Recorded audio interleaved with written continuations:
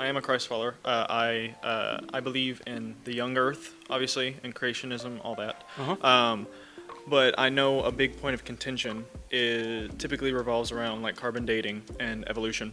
I've heard some pretty good arguments in favor of Christianity and creationism. But what are your, points usually that you would say to that? Age of the Earth? Yeah, like the age of the Earth, or more so like when somebody's trying to say, well, evolution's true because we have carbon dating. What would you? Okay, well, sort of discuss I'm absolutely convinced the universe is at least 62 years old. Yeah. All right, I throw my mom in there, it's at least 86. All right. Actually, I think the evidence is better the universe is old. Okay. It's a perfectly legitimate interpretation of Genesis 1 to think that it's young, but I don't think it's necessary. Why? What does the first verse of the Bible say? In the beginning. In the beginning, God created the heavens and the earth. Okay, when did God create the heavens and the earth? Does it say when the beginning was? No. What's the next verse say?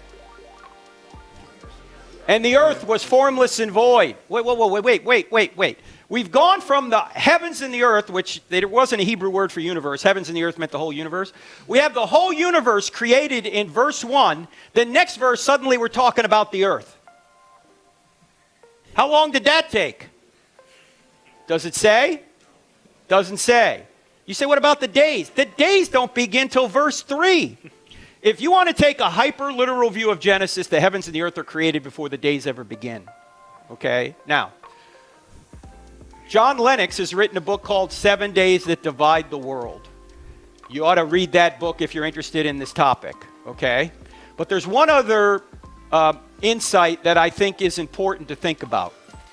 When you're reading the Bible, you need to remember that the Bible was not written to you. The Bible was written for you. Who was Genesis 1 written to? Who's it written to? The Israelites who were just wandering in the desert. They're wandering in the desert over 40 years. They just came out of 400 years of slavery in Egypt.